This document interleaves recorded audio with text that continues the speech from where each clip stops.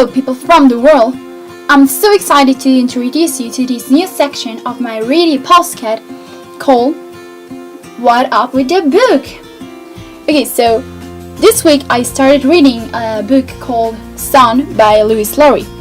Everyone lives in a utopia, a place where everything is controlled. The story is about a woman who is selected as the birth mother. This means that she is in charge of procreating new human beings, which are called products. When I began reading it, I remember what I learned in my health and society class about reproduction. I thought that it would be interesting to make a comparison about how reality works versus how it is handled in the book. I learned in my class that in order to get pregnant, a man has to introduce his penis in the woman's vagina to obtain fecundation. This is a process where two gametes, one from the male and one from the female, are physically united to produce a new human being. In the case of the book, there is no sexual intercourse in the village they live. Instead, they use something called artificial insemination. This is a fertilization process in which the sperm of the man is placed into the woman's cervix, intracervical insemination, or into the uterus, intrauterine insemination. In order to do this, the woman's menstrual cycle is monitored. The semen fluid that contains the sperm is treated in a laboratory and inserted in the woman when she is in her fertile days, few days before or after ovulation. They use a thin tube carefully placed in the uterus or the cervix. The intracervical is quicker and less painful. The intrauterine is more common for couples with fertility problems. In the book, they use the artificial insemination by donor. There is a sperm bank available for women whose husband has infertility problems, or in the case of the book, when there is no husband and the woman's job is just procreating. Another interesting thing about the community of the book is that the girls are chosen as birth mothers at the age of 12. I also made a research about that. A woman reaches her sexual maturity in her period, known as puberty, when her menstrual cycle begins. It generally appears between the 12 and 15 years, but it varies due to the physiology, manners, diet, among other factors of the person. The period of ovarian activity lasts from 30 to 35 years, ending with menopause.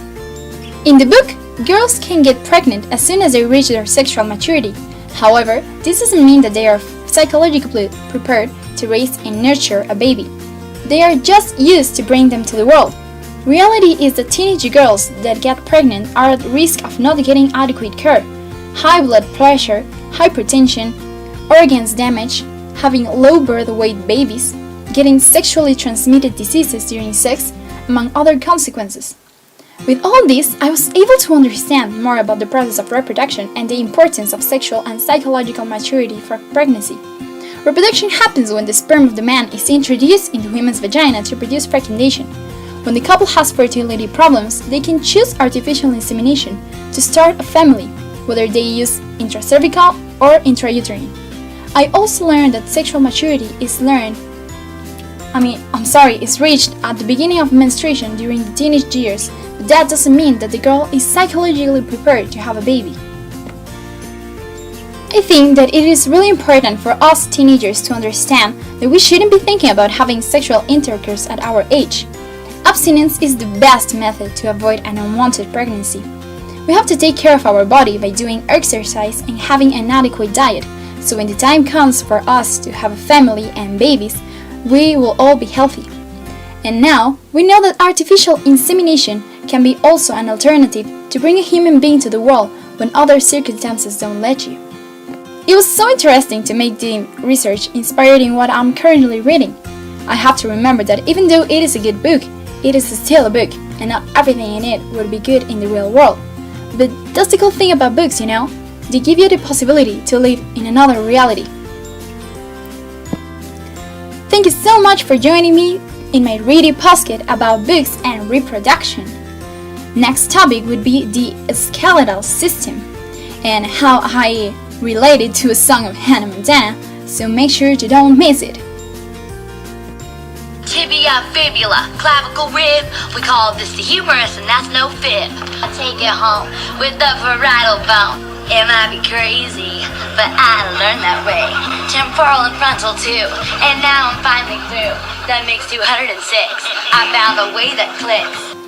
That's right, folks. You were listening to Hannah Montana. I remember that I used to watch that program a lot.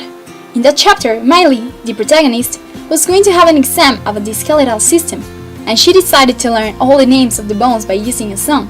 It was really cool to watch that chapter again after I had a class about this topic. I was able to relate some names of the bones with the ones the teacher helped us locate in our own bodies. After listening to the song, I decided to make a deeper research about this system that is so interesting. The skeletal system consists of bones, cartilage, ligaments, and tendons. It accounts 20% of our body weight. It has 5 functions, approximately.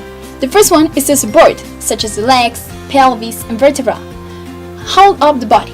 The mandible supports the teeth, and we can say that all the bones of the body support the muscles. Other function is to protect. The skull protects the brain, the vertebrae protects the spinal column, and the rib cage protects the heart, lungs, and other organs. The red bone marrow produces red blood cells, white blood cells, and platelets. The bones also store important elements such as calcium and phosphorus. The last function is movement. The muscles pulse on bones of arms and legs, and the diaphragm let us breathe normally. I also searched that our skeleton is divided into the axial, skull, vertebral column, ribs and the sternum, and the appendicular, bones of the shoulders, arms, hands, hips, legs, and feet. The bones are connective tissues, classified as long, short, flat, or irregular. The outer layers of the bones are called compact bones. They are strong and provide protection. The centers of the bones are called spongy bones. They contain bone marrow. Red and white blood cells and platelets have red bone marrow. The yellow bone marrow, is played in other bones that are made of fat. Fractures are very common bone injuries. When the fracture doesn't come through the skin, it is called a simple fracture.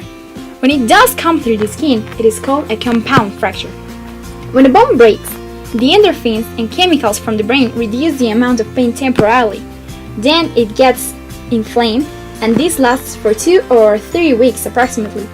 Blood clot is formed between the broken ends, and the part of the body must remain in total rest.